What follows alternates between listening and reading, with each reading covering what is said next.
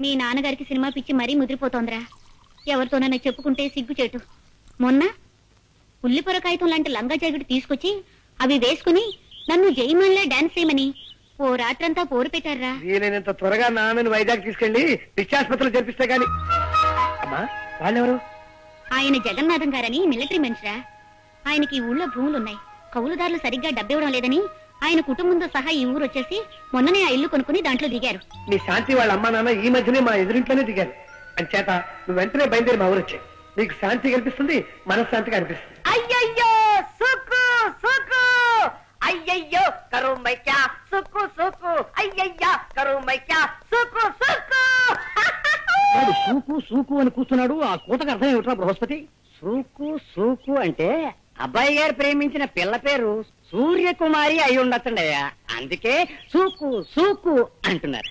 అదేమిట్రా ఇలా అర్ధాంతరంగా బయలుదేరేది? ఉత్తరం వచ్చిందమ్మా, అర్జెంట్ గా వెళ్ళాలి. నాన్న నేను బయలుదేరుతున్నా. నీ పెళ్లి విషయం ఎదురు తెచ్చకుండా ఇప్పుడు బయలుదేరేమిట్రా? ఇంకా తెలిసేదే ఉంది నాన్న, ఆ పని మీద వెళ్తున్నాను. ఓ 5-6 నెలల లోపున అటువైపు నుంచి కూడా అంగీకారం పొందాక అప్పుడు వచ్చి నీతో చెప్తాను.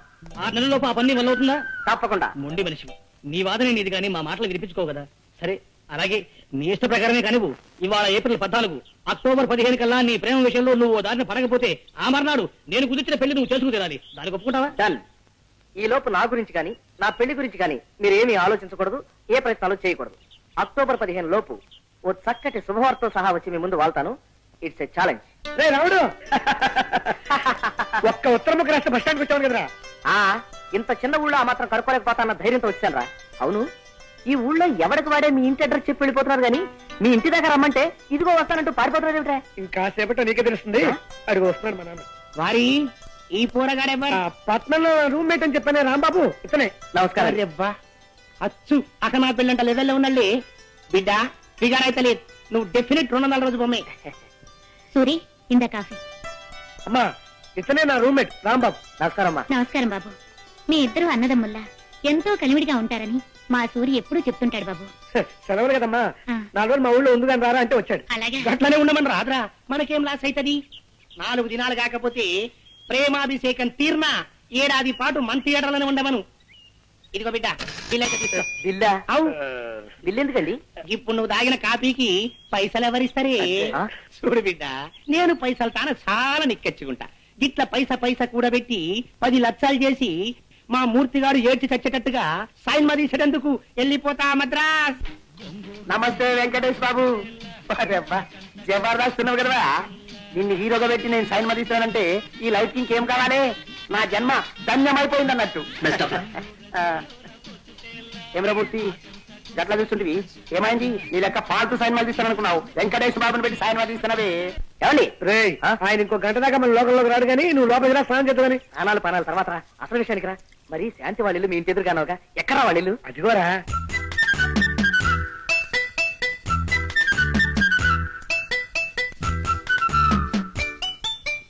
హలో. మీరా? ఉన్నట్టుండి అలా అరిచేసరికి ఏ దయ్యమో భూతం అనుకున్నాను కదండి. అంటే నా గొంతు అలా ఉందన్నమాట. అబ్బే నో, మీ గొంతు మాత్రం అలా లేదండి. నో. గొంతు మాత్రం అలా లేదంటే మనిషిని దయ్యంలా ఉన్నానా? ఏమండి ప్లీజ్ అండి, చుట్టపు చూపుగా ఇందాకే మా సూర్యగారి ఇంటికి వచ్చాను. మీది పక్కిలే అని తెలిసి పలకరిద్దామని వచ్చాను. మీరు ఇలా తిరకాసుగా మాట్లాడి తెగమక పెట్టకండి ప్లీజ్. ఈ ఊళ్ళో ఎన్నాళ్ళుంటారు? నేను ఓ ముఖ్యమైన పని మీద వచ్చానండి, అది పూర్తయ్యేదాకా ఉంటాను. పల్లెటూళ్ళలో పనులే ఉంటాయండి. అది మిగతా పల్లెటూళ్ళలో లేకపోవచ్చండి, కానీ నాకు ఈ పల్లెటూళ్ళలో మాత్రం చాలా పని ఉందండి. ఆ పని ఏమిటో మీకు చెప్పగలిగేంత ధైర్యం నాకు వచ్చినప్పుడు చెప్తాను.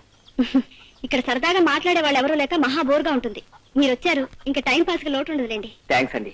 బస్సులో ఏమీ పారేసుకోకుండా వచ్చారా? అబ్బే నో, ఈ మధ్య నేనేం పారేసుకోవట్లేదండి, చాలా జాగ్రత్తగా ఉంటున్నాను. ఇది మీ ఖర్చీఫీ అనుకుంటా. అవునండి, థ్యాంక్స్. ఇది నేను కింద పారేసుకోలేదండి, సరదాగా పడేసా. గవర్నమెంట్ నా దగ్గర గన్ను లాక్కోకపోయి ఉంటే ఈ పాటికి రాసుకెళ్ళి పట్టు మంది షూట్ చేసి ఉండేవాడిని. మాట నిలకడలేని మనుషులు.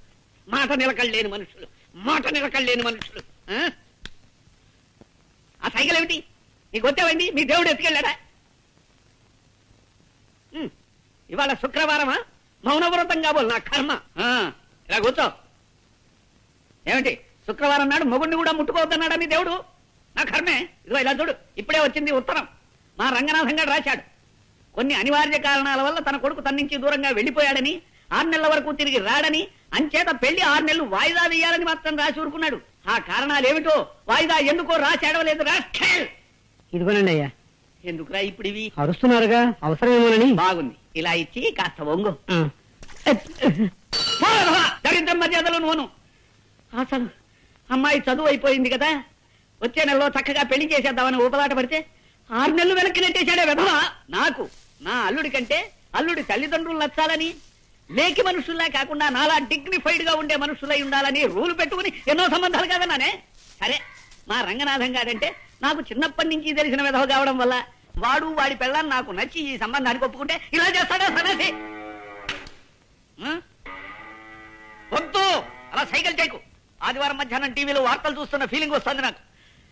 అసలు ఈ ఉత్తరం చూస్తుంటే ఇదేదో తిరకాసు వ్యవహారంలా అనిపిస్తుంది. అబ్బాయి ఎలా ఉంటాడో ఏమిటో, వెంటనే వాడి ఫోటో అయినా పంపమని ఉత్తరం రాసి పడేస్తానుండు. పిల్ల మాకు నచ్చింది అక్కయ్య గారు. మంచిది బాబు, తమరు కట్న కానుకలేవి ఆశించిన మనుషులని సూరిబాబు ముందే చెప్పాడు. అయితే త్వరలో ముహూర్తం పెట్టించేద్దాం. ఆలస్యం దానికి మా సిద్ధాంతి గారితో మాట్లాడి తర్వాత తెలియజేస్తామండి. మంచిదండి, వెళ్ళేస్తామండి. సూరిబాబు, నీ రుణం తీర్చుకోలేను బాబు.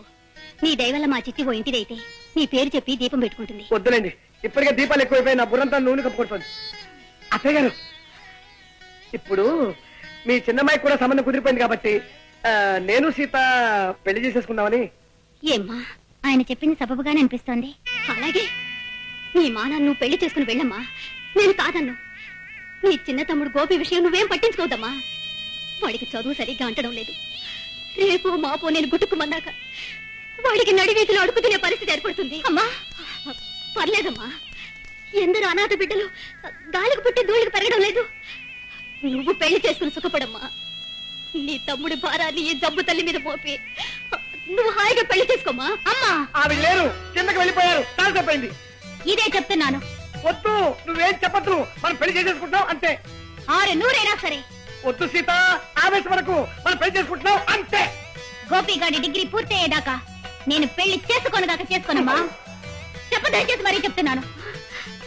నా తల్లి, నా బంగారే, తమ్ముడింటే నీకెంత ప్రేమమ్మా.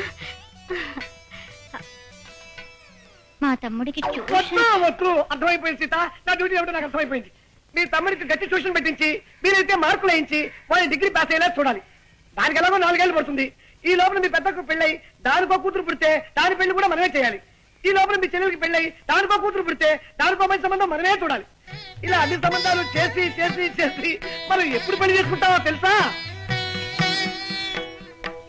మా తమ్ముడు ట్యూషన్ విషయం ఏమిటి? ఏమిటో ఈ ట్యూషన్లు, ఏమిటో ఈ గోళ ఏమిటో. అసలు మనిషి ఎందుకు పుడతాడో? దేవుడు ఉన్నాడా? ఈసారి కపిల్ దేవుని అడగాలి. అసలు పరీక్షలు కనిపెట్టినవాడు ఎవడు? ట్యూషన్లు ఎందుకు మనిషికి? ఏం అర్థం కావట్లేదే. ఫుట్బాల్ ఎందుకు ఆడతారు?